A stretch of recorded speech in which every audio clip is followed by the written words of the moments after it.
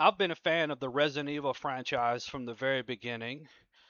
My stepfather bought a PlayStation 1 for I and himself, I think primarily to be able to play those Resident Evil games because they were so enjoyable and felt like something new in the mid 90s. And the vast majority of Resident Evil games I have played, although there was a gap between 2005 and 2020 that I didn't play video games at all. I played the ones on the PlayStation 1. I played Code Veronica on the Dreamcast, and I played Resident Evil 4. And returning to video games in 2020, I played Resident Evil 6 and the remakes of Resident Evil 2 and 3 and Resident Evil 7 and Resident Evil Village. I played all those games. In the lead up to Resident Evil Requiem, the only reason I was enthusiastic about playing Resident Evil Requiem was the fact that the Leon segment of it, the fact that it was not going to be just a complete rehash of what the previous two Resident Evil games were. Because personally, Resident Evil Requiem is half great and half terrible. It's half Resident Evil and half cheap horror. I personally reject the idea of modern horror video games, the idea that having a game in first person with the lights off with a flashlight or a lighter is represents great modern horror. Great horror doesn't require first person perspective. Great horror doesn't require that the lights always be out. The grace parts in Resident Evil Requiem, every part you're playing is grace. You just always happen to be in an area where the lights are out and you're forced to use lighters and flashlights in such a cheap way.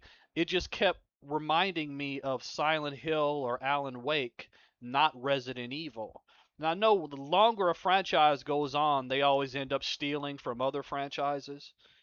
They seldom maintain their own identity. They rip off the rip-offs. But I mean, Silent Hill was great. The first couple of Silent Hill games, the first Alan Wake was a good game, but they aren't Resident Evil, and it's very annoying to me to see Resident Evil ripping off those games. They even threw in the idea from Alan Wake of a monster that's hurt by light. Like that's not Resident Evil. As I'm playing it, I'm thinking to myself, you could call this anything. Why did they call this Resident Evil? It's cheap. The word I kept coming back to is cheap. Cheap horror, like a bad horror film, where they're just constantly throwing things at the camera or having loud musical stings to try to get you to jump. This cheap horror game design is the same way. They turn out all the lights. They have things falling off the shelves, creaky doors, every horror cliche you can imagine to try to get you to jump.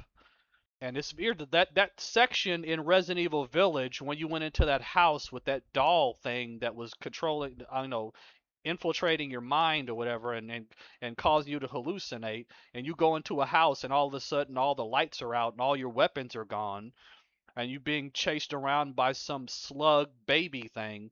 That was probably the cheapest horror I've ever experienced in my life because that is so easy to do. It's easy to just turn out the lights and take away all your weapons and expect people to be on edge. Throwing things at the camera, trying to get people, that is stuff out of bad horror films. Great horror films avoid a lot of those cliches. And more importantly, I say it's not Resident Evil. I don't associate Resident Evil with cheap horror, just turn out all the lights and having things pop out at you. That's not Resident Evil. I mean, even Alien Isolation is the greatest horror game that I've ever played, and that game was great because it avoided a lot of the cliches of the survival horror genre, and it was nothing like Resident Evil. Horror demands that you play as a character that has limited abilities. The character you're playing as can't be a badass and have it be scary. So the woman you're playing as in Alien Isolation isn't tough. And your main goal is to avoid coming across the xenomorph so you don't run. You're crouching most of the game, and you're discouraged from using weapons because if you use guns, the creature is going to be drawn to you. So that is totally different from any survival horror game I ever played. There are no safe spots. There are no save rooms like Resident Evil where you can always go into an area and you know the monster is not going to follow you. That continues even in Resident Evil Requiem. In Alien Isolation, you have like phone jack things that you save in, but they're out in the open. That's totally different from any survival horror game I played before. That game is more intense than any survival horror game I played before, and it avoids cliches. You're not in the dark the whole game. It's not cheap horror. And it maintained the same level of tension from beginning to end. At no point are you given big machine guns that make you, feel like a badass. From beginning to end, you're scared. A horror game doesn't have to be in first person to be scary. Alien Isolation might have been in first person, but that's not the sole reason that game was so effective. Resident Evil Requiem, even in third person, the Grace parts are still not Resident Evil. Her character is not a Resident Evil heroine.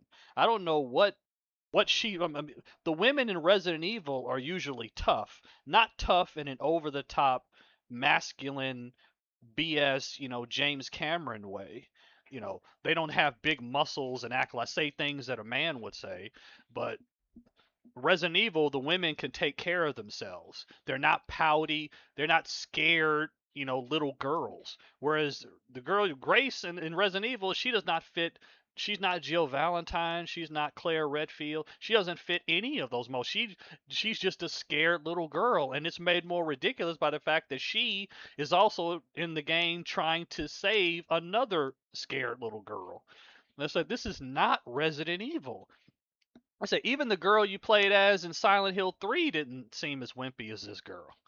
And they're claiming she's with the FBI or whatever. Like she seems so out of place, just as the whole tone of her segments of the game are not Resident Evil. She doesn't fit the Resident Evil universe at all.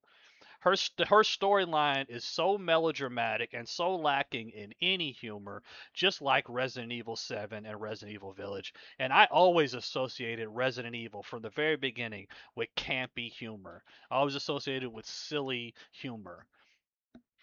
Even the melodrama in previous games was cheesy and not meant to be taken seriously. And the games, even up to Resident Evil 4, the Resident Evil games always had silly humor. It was like a Capcom staple. It was in the Onimusha games. It was in Devil May Cry.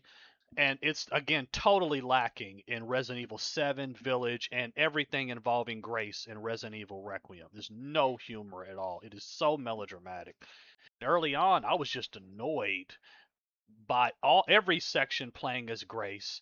And early on, I assumed that all the Grace parts were long and all the Leon parts were short because early on in the game, her parts were long and his segments that were fun were short. And then finally, we got to Raccoon City as Leon, and all of a sudden the game is fucking awesome. Every segment playing as Leon was awesome.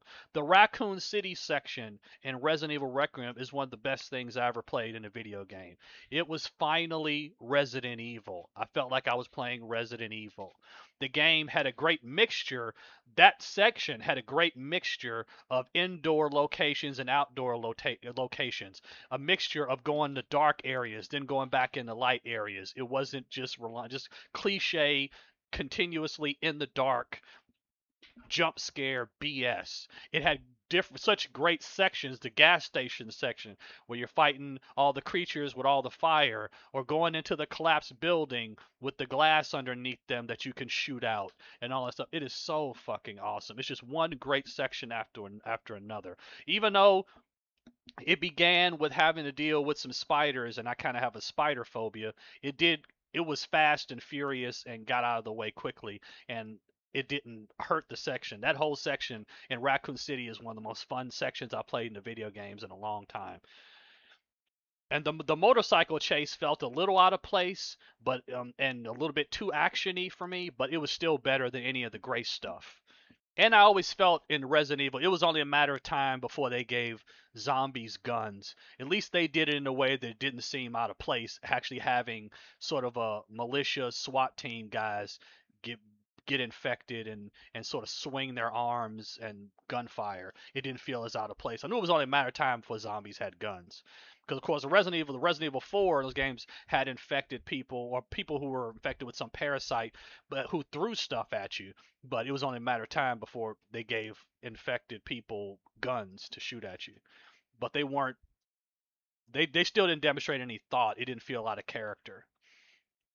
It wasn't nearly as bad as Silent Hill 3 when they had nurses in the hospital with pistols. Like why would nurses have pistols? Well, all of a sudden you're playing Silent Hill 3 and you're going down the hallway, then all of a sudden you get shot in the back by a nurse with a pistol. It made no sense at all. Everything with Leon felt like Resident Evil. I'm not saying that it was some sort of revolutionary thing. I'm not saying that it's better than Resident Evil 4 or any of the ones that came afterwards.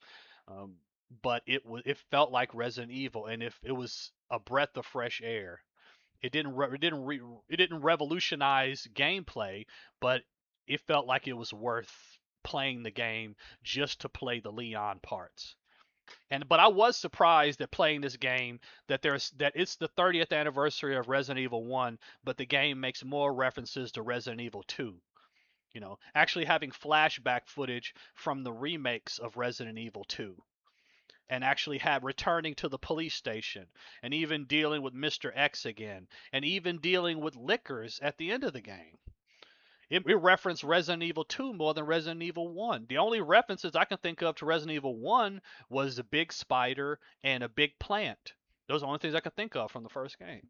And I found that very weird, but I guess being that Leon is the protagonist, they had to reference the second one more than the first one. But I can honestly say half of Resident Evil Requiem was great. Everything with Leon made the game worth playing. But the grace parts are something that is to be endured. Some you have to endure. Those sections, those represent the bad direction that games have gone regarding what is perceived as modern horror games, cheap horror. And Resident Evil 7 and Village, to me, are not Resident Evil games. And the grace parts in Resident Evil Requiem was not Resident Evil. Just because you give it that title doesn't make it so. You have those games said Resident Evil 7 and Village. You could have given those games any horror title, and if they gave those games different titles, I would praise them more. But calling them Resident Evil makes me dislike them because they're not Resident Evil in any way. Just throwing in a typewriter or a save room that you can run into to hide from the monsters doesn't make it Resident Evil. But luckily, I didn't pay to play this game because games today are so overpriced because they're so overly expensive to make and take so long to make that when they come out, they cost such absurd amounts of money. I would never pay $70 to play any game. I mean, it was absurd back in the 90s when they tried to fool people into buying Superman 64 for $70. I wouldn't have paid back then, and I wouldn't pay $70 now. But I was able to play it without having to pay for it, luckily. But I say the Leon parts were the only thing that made the game worth playing. But Resident Evil Requiem, as I say, overall, I can't say it's a great game. I could say that it's half a great game. And it's just a shame that the game that came out on the 30th anniversary of the first Resident Evil wasn't 100% Resident Evil. Thank you.